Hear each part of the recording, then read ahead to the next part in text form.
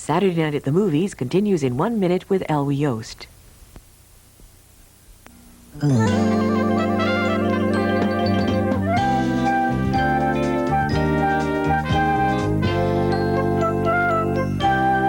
Ontario Scene this week takes advantage of the lengthening days to bring you a promise of spring. They take you for a visit to the Guelph Spring Festival with excerpts from the opera Sea Island and starring Chauvin McKenna in the play Memoir.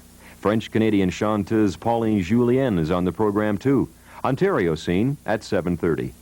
The Chimes of Big Ben is the title of the second installment in the series The Prisoner. Patrick McGowan stars, this week making a dramatic bid to escape from the village, and in the process learning more about what traps him there. The Prisoner at 8. The Age of Uncertainty at 9 finds John Kenneth Galbraith studying the Swiss model of government, which he finds very impressive, featuring as it does 4 distinct linguistic groups thriving in a leaderless participatory democracy. The Age of Uncertainty at 9. And that was Coney Island, starring Betty Grable, George Montgomery, Phil Silvers, and Cesar Romero. Turning now to our central theme this evening, the Craftsmen of 20th Century Fox, our first guest tonight is film director Henry King.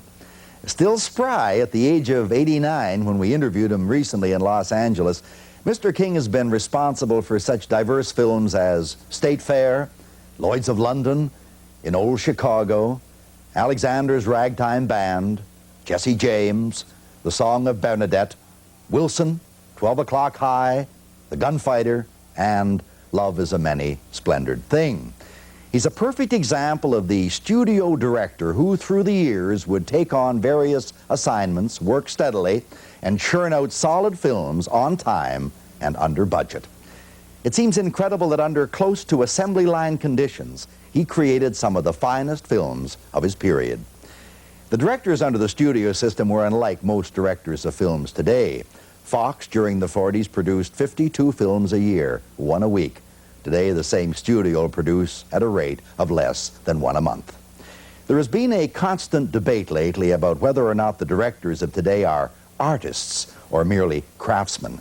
Certainly in the 30s and 40s at Fox, the directors did not have the complete artistic control some directors have today. The directors of that time were largely merely the bosses on the set who combined and directed the talents of the craftsmen around them. They were considered interpreters rather than original creators. And the best of them, like Henry King, proved that first-rate interpretation is indeed a worthy task.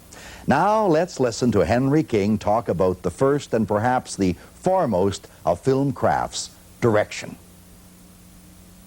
Henry King, what does a director do? What is a director in your estimation? Why don't you know? He says camera and cut. That's about the biggest thing he has to do. Didn't you know that? I didn't know that. Oh, that's all a director does. That's what the great opinion that most people think that a director does. Now, we know there's some other things. Do you want to enlighten us a bit? Well, I'm not egotistical about what the director does, but a director is a storyteller. And he must tell the story. Now, I always contend that no one person makes a picture, whether it be a producer, a director, a writer, or what. It takes more than one person. There's a great staff of people, that it takes to make a picture, and each person plays his important part, and each part is important. But the director is the man who tells a story, and that story must pass through his mind. Now, I'll compare this. One time, I heard a great story told by a great writer, Irving Cobb. Irving Cobb, at a luncheon that we gave at the studio one time for a gentleman from New York, he told one of his stories, which I thought was one of the funniest stories I ever heard in my life. About 2 weeks after that, I was at a meeting and I heard someone else tell the same story, and it was the flattest thing I ever listened to. So that's the difference. That's what a storyteller does. What does a writer then in a film? What does the writer do? Well, a writer, he's like a composer is to music. He composes the story and he puts it together. But again, the transfer from paper to film is just as important as transferring it from a play to a book or a book to a screenplay. How did you relate to Zanuck? Did he give you your orders?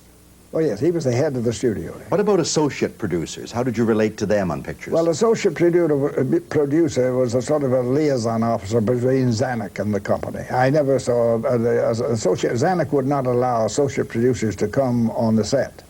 And Zanuck was never on the set with me but once in his life. Is that right? Mm-hmm. And that was a very peculiar instance. It's another one of those little stories, if you'd like to hear it.